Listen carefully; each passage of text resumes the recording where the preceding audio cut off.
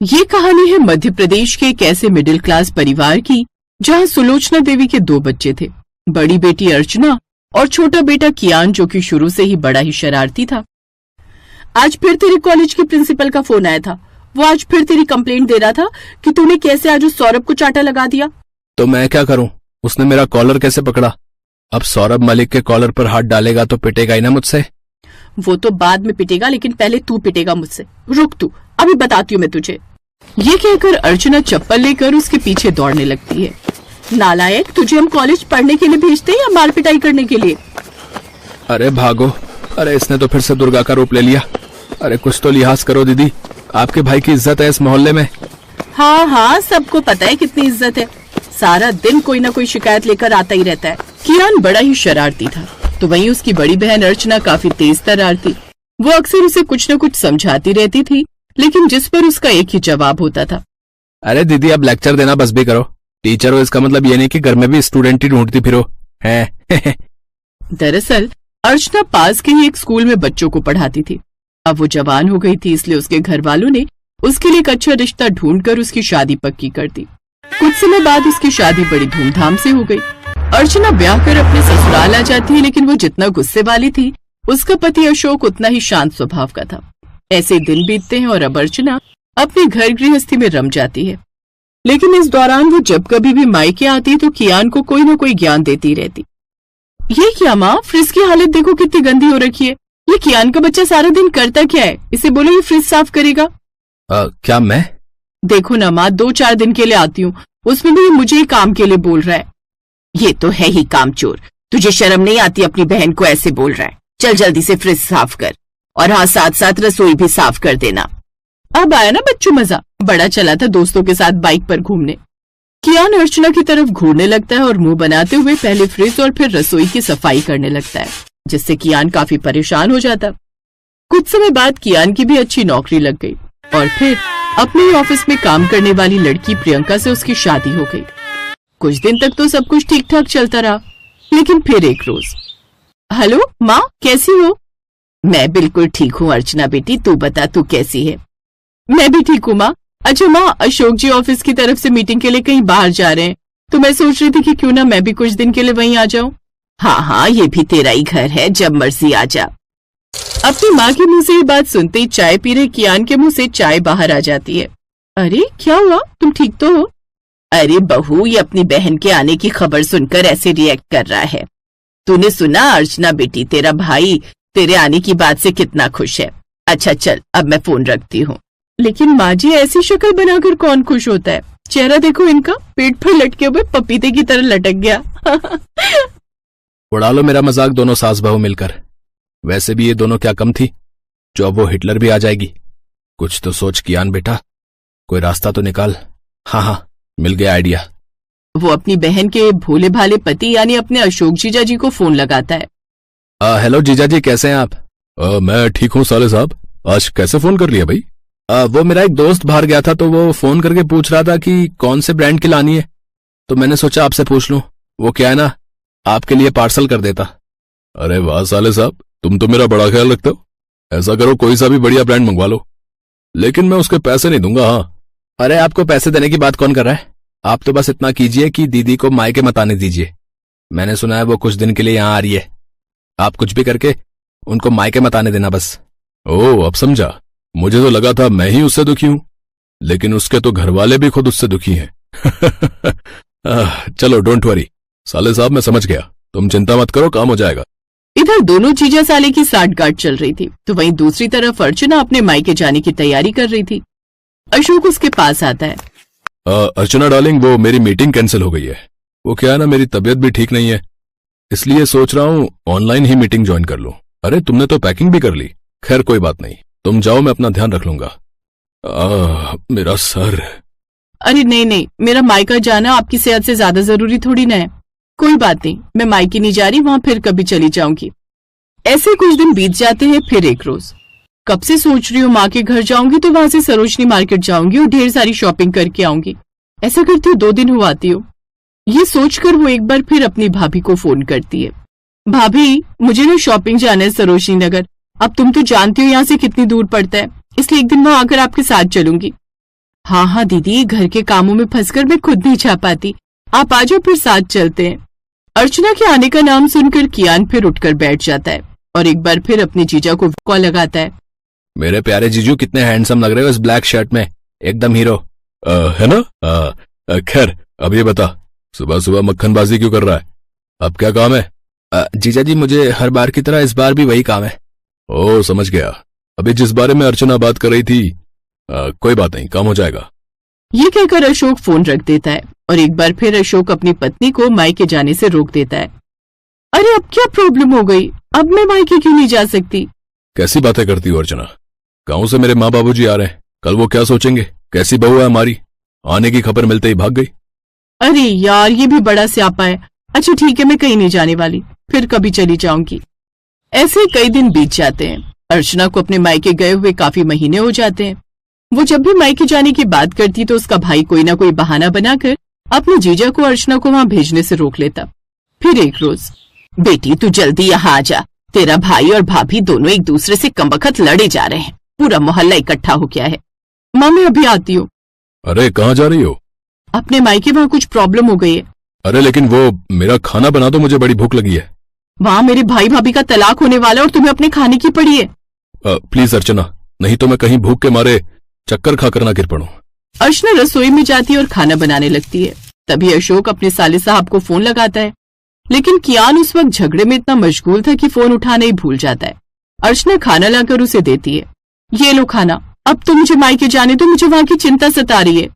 उसका उदास चेहरा देख इस बार अशोक खुद को रोक नहीं पाता और वो उसे लेकर मायके आ जाता है। अर्चना को देख कियान हैरान रह जाता है। फिर वो दोनों को शांत करवाती है। अब मुझे ये बताओ, झगड़ा हो किस बात पर रहा था? देखो ना दीदी, इन्होंने मुझे कम मैगी दी और खुद ज्यादा खा ली। बताओ भला, ये भी कोई बात हुई? फिर अर्चना उन दोनों को प्यार से समझाती है। अरे पति पत्नी का रिश्ता भरोसे, समझदारी, प्यार और सम्मान पर टिका होता है। ये रिश्ता केवल दो लोगों का नहीं, बल्कि दो परिवारों, दो संस्कृतियों और दो सोचों का मिलन होता है। और तुम लोग इतनी छोटी सी बात को लेकर अपना रिश्ता खराब कर रहे हो। और तू नालायक, इतना बड़ा हो गया, अभी तक अकल नहीं आई। देख तो सब लोग कैसे हंस रहे हैं एक मैगी के लिए। इतने दिनों बाद अपनी बहन का लाड देखकर कियान को भी बड़ा अच्छा लगता है और अब उसे भी समझ आता है कि उसकी बहन की डांट में भी उसकी भलाई ही छुपी रहती थी। कोमल की मम्मी के बार बार फोन आ रहे थे कि वो किस समय मायके आने के लिए निकल रही है। हाँ मम्मी, बस आधे घंटे में निकलूंगी, वही 1.5-2 घंटे लगेंगे गुरुग्राम पहुंचने में। रास्ते में बहुत जाम मिलता है, तो मेट्रो से आ जा। मम्मी वो अटैची और बैग भी है ना, इसलिए मैंने कैब कर ली है। आप टेंशन मत लो, मैं आ जाऊंगी। ठीक है कोमल, आ जाना टाइम से, मैं खाना तैयार रखूंगी। कोमल फोन पर कुछ और कहती, उससे पहले ही फोन कट गया। कोमल मायके जाने की तैयारी करने लगती है। रिंकू और दिशा की गर्मियों की छुट्टियां थी, इसी वजह से कोमल कुछ दिनों के लिए मायके रहने जा रही थी। मुझे ऑफिस के काम से न जाना होता तो मैं तुम्हें गाड़ी से छोड़ देता, पर बहुत अर्जेंट मीटिंग है आज ऑफिस की। वैसे मैं बीच में मिलने आ जाऊंगा और बाकी तुम मम्मी के घर रहकर आ जाओ, फिर हम बच्चों के साथ घूमने चलेंगे। कोमल खुश थी कि वो बहुत दिनों बाद मायके रहने जा रही है। बच्चों के स्कूल और कामों की वजह से कोमल बहुत कम मायके रहने जा पाती थी। अब बच्चों की छुट्टियां थी, इसलिए कोमल कुछ दिनों के लिए मायके रहने जाती है। पर जब वो मायके पहुंची तो उसकी भाभी सुनैना घर पर नहीं थी।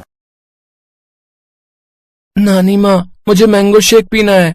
नानी माँ, मुझे मैंगो खाना है। हाँ हाँ बच्चों रुको, मैं अभी तुम दोनों के लिए मैंगो भी लाती हूँ और मैंगो शेक भी। मम्मी, भाभी अपनी मम्मी के घर से कब तक आएंगी? बस आने ही वाली होगी, मैंने उसे बता दिया था कि तुम आने वाली हो। अभी कोमल पूरी बात भी नहीं कर पाई थी कि सुनैना अपने 2 बच्चों चारू और दीपू के साथ आ जाती है। अरे माँ जी, फ्रिज के सारे आम काटकर अपनी बेटी को ही खिला दिए या फिर 1-2 छोड़े भी हैं? कैसी हो कोमल? नमस्ते भाभी, मैं ठीक हूँ। वो बच्चे मैंगो की जिद। हाँ हाँ, आम का सीजन है और बच्चे अपने मामा के घर आए तो आम तो खाएंगे ही ना। ये देखो, मम्मी ने पके हुए बढ़िया दशहरी आम खाने को दिए, पूरे 5 किलो हैं। अब देख लो, पिछली गली में मेरा घर है, फिर भी मम्मी पापा मुझे सामान देते ही रहते हैं। मैं भी कुछ न कुछ ले जाती रहती हूँ, कभी खाली हाथ नहीं जाती। सुनैना, कोमल भी आम और लीची लेकर आई है, फ्रिज में रख दिए हैं। अच्छा किया, वैसे भी अब कुछ दिन यहाँ रुकोगे तो बच्चे तो कुछ न कुछ खाने को मांगते ही रहते हैं। अच्छा, मैं ये आम फ्रिज में लगा कर आती हूँ। सुनैना रसोई में चली जाती है, पर कोमल उस समय गुस्से में थी। मम्मी, यही वजह है कि मैं यहाँ आना पसंद नहीं करती हूँ। मेरा तो मन ही नहीं था कि मैं इस बार छुट्टियों में मायके आऊँ। सुधीर तो बोल भी रहे थे कि कहीं घूमने चलते हैं। मैंने ही उन्हें मना कर दिया कि नहीं, पहले मैं कुछ दिन मम्मी के घर जाकर आऊंगी, इसके बाद घूमने जाएंगे। बहुत बड़ी गलती कर दी जो मैं यहाँ आ गई। अगर भाभी का यही रवैया रहा ना तो मैं फिर कभी नहीं आऊंगी मायके। अरे सुनैना की बातों पर ध्यान मत दिया कर, वो ऐसी ही है।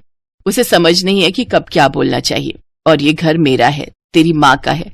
अभी क्योंकि मैं जिंदा हूँ इसलिए तू अपनी माँ के घर आई है, आराम से रह। आज तेरे पापा जिंदा होते तो तेरे आने पर पल के बिछा देते। कोमल देखती है उसकी माँ की आंखों में आंसू आ जाते हैं, इसलिए कोमल उस समय चुप हो जाती है और बात को बदल देती। मम्मी भैया को ना फोन मिला दो, उन्हें कहना मेरे लिए बंगाली रसगुल्ले लेते हुए आएंगे, बहुत मन हो रहा है। तभी कोमल का भाई आ जाता है। अरे मुझे पता है तू आने वाली है, इसीलिए मैं रास्ते में हलवाई से बंगाली रसगुल्ले लेता हुआ आया हूँ। ये ले तेरी पसंद के बंगाली रसगुल्ले, वो भी छोटे वाले। नमस्ते भैया, कैसे हो? थैंक यू, आपको याद था कि मैं आने वाली हूँ। हाँ, मम्मी ने सुबह बता दिया था कि तुम आने वाली हो। और जीजू कैसे हैं, सब बढ़िया? जी भैया सब ठीक है। देसी घी लाए हो? मैंने बोला था देसी घी खत्म हो गया, लेते हुए आना। अरे मैं भूल ही गया, सॉरी। काम की चीज तो तुम भूल ही जाओगे जो मैंने बोली है। बहन के लिए रसगुल्ले लाना नहीं भूले, और देसी घी भी मैं अपने लिए नहीं बोल रही हूँ। रिंकू और दिशा देसी घी के पराठे खाते हैं। कोई बात नहीं भाभी, पराठे की इतनी जरूरत नहीं है, बच्चे सादी रोटी भी खा लेते हैं। और दाल चावल बने हैं ना तो उसके साथ रोटी की जरूरत नहीं। नहीं नहीं, मुझे सारी जिंदगी ये थोड़ी सुनना है कि बहन मायके रहने आई और उसे और उसके बच्चों को देसी घी खाने को नहीं मिला। जाओ रवि, आप लेकर आओ। हाँ हाँ, जा रहा हूँ। ये बात तुम सीधे मुंह से भी तो बोल सकती थी, इतना घुमा फिरा कर क्यों बोली? उस समय रवि देसी घी लेने के लिए चला जाता है। सुनैना आगे पीछे तो ठीक रहती थी, पर जैसे ही कोमल कभी रहने के लिए आ जाए तो वो ऐसे ही व्यवहार करती थी। इसी वजह से कोमल मायके आना पसंद नहीं करती थी। वो तो सिर्फ अपनी माँ और भाई की वजह से ही मायके आ रही थी। माँ इतना याद रखो, मैं बस आपके और भैया के मुंह को यहाँ आती हूँ, वरना भाभी से मुझे कोई उम्मीद नहीं। कोमल का मन ही नहीं लग रहा था क्योंकि उसकी भाभी सुनैना बहुत ही अटपटा व्यवहार करती थी। एक दिन सब लोग घूमने के लिए मॉल गए। पापा हमें गेम खेलने हैं। हाँ पापा, चलो ना गेम खेलते हैं। अभी नहीं बच्चों, थोड़ी देर में चलते हैं, पहले थोड़ा मॉल में घूम तो लो। ये मॉल कितना बदल गया है, पहले तो छोटा सा था, लगता है बड़ा किया है। हाँ, अभी तो और बड़ा बनेगा। मामा जी कॉर्न्स खाने हैं। और मुझे आइसक्रीम। अभी खिलाता हूँ, चलो सुनैना, आओ आइसक्रीम खा लेते हैं। रवि सबको आइसक्रीम लेकर देता है। रिंकू भी अपनी पसंद के कॉर्न्स और आइसक्रीम ले लेता है। सब लोग आइसक्रीम खाते हैं। चलो बच्चों, अब हम गेम पार्लर चलते हैं, हम सब वहाँ पर गेम खेलेंगे। रवि जैसे ही सबको गेम पार्लर ले जाने लगता है तो वो देखता है कि आज गेम पार्लर बंद है। भैया गेम पार्लर बंद है? जी गेम पार्लर बंद है, काम चल रहा है। चलो बच्चों, अब तो गेम पार्लर बंद है, थोड़ा और घूम लेते हैं फिर घर चलेंगे। रवि सबको घर ले आता है, पर घर आकर सुनैना गुस्से में अपने कमरे में चली जाती है और रवि से बुरी तरह लड़ने लगती है। सुनैना, तुम फिजूल की लड़ाई कर रही हो। मैं लड़ाई कर रही हूँ? ये लड़ाई तुम्हारी बहन और उसके बच्चों की वजह से हुई है। तुम्हें जब चारू और दीपू ने बोला कि पापा गेम पार्लर चलो तो तुमने उनकी बात पर ध्यान नहीं दिया, और जैसे ही तुम्हारी बहन के बच्चों ने तुमसे आइसक्रीम और कॉर्न्स की फरमाइश की तुमने फौरन खरीद कर दे दिए। तुम्हारी बहन तो चाहती यही है कि हम दोनों की लड़ाई हो। वो आती है और हमारे घर में कलेश छिड़ जाता है। चुप हो जाओ सुनैना, कोमल सारी बातें सुन रही होगी, उस पर क्या बीतेगी तुमने सोचा भी है? कोमल इस घर की बेटी है, मेरी बहन है। अगर तुम्हारे घर में तुम्हारे साथ ऐसा हो तो तुम पर क्या बीतेगी सुनैना? थोड़ा होश में आओ, तुमने आज बहुत बोल दिया। कोमल सब कुछ सुन चुकी थी। कुछ देर बाद जब सुनैना शांत हो जाती है, रवि भैया, चारू और दीपू के एडमिशन की बात सुधीर जी ने स्कूल में कर ली है, आप चिंता मत करो। अब इन दोनों का एडमिशन भी रिंकू और दिशा के स्कूल में हो जाएगा। छुट्टियों के बाद आपको एक फॉर्म फिल करना है, बाकी सारी बात सुधीर जी ने कर ली है। अब जीजू को मेरी तरफ से थैंक यू बोलना। वैसे मैं भी उन्हें पर्सनली फोन कर दूंगा। इतने समय से एडमिशन की वजह से मैं बहुत परेशान था, सुधीर जी ने बहुत बड़ा काम कर दिया। कोमल वापस जा रही है रवि, सुनैना की बातों से इसका मन बहुत दुखा है। हाँ भैया, अब मन बहुत दुख चुका है और आप प्लीज मुझे रोकना मत। मैं नहीं चाहती कि मैं आपकी और भाभी के झगड़े की वजह बनूं। मेरी कैब आ गई है, मैं चलती हूँ। कोमल जैसे ही बैग उठाने लगती है सुनैना उसका हाथ रोक देती है। कोमल सॉरी, मैं जानती हूँ मेरी वजह से तुम्हारा मन दुखा, तुम हमारे लिए इतना सोचती हो और मैंने तुम्हें कितना कुछ गलत बोल दिया। ऐसे अचानक मत जाओ, सुधीर जी गलत सोचेंगे। कुछ दिन और रुक कर जाना। बच्चे बहुत मन से अपने मामा मामी के घर आए हैं, मैं ऐसे नहीं जाने दूंगी। मैं जानती हूँ मैंने गुस्से में बहुत गलत बोल दिया, पर मैं ये भी जानती हूँ कि तुम मुझे माफ कर दोगी। भाभी प्लीज आप मेरे से सॉरी मत बोलो, आप मुझसे बड़े हो। सारे गिले शिकवे दूर हो जाते हैं और मन की कड़वाहट खत्म हो जाती है। सुनैना और कोमल एक दूसरे के गले लग जाती हैं, सब कुछ ठीक हो जाता है। रिश्ते फिर से सुलझ जाते हैं। सुनैना ने अपनी गलती मानी और उसे एहसास हुआ कि जैसे वो अपने घर की बेटी है वैसे ही कोमल इस घर की बेटी है, और अगर उसके साथ ऐसा होता तो उसे कितना दुख पहुंचता।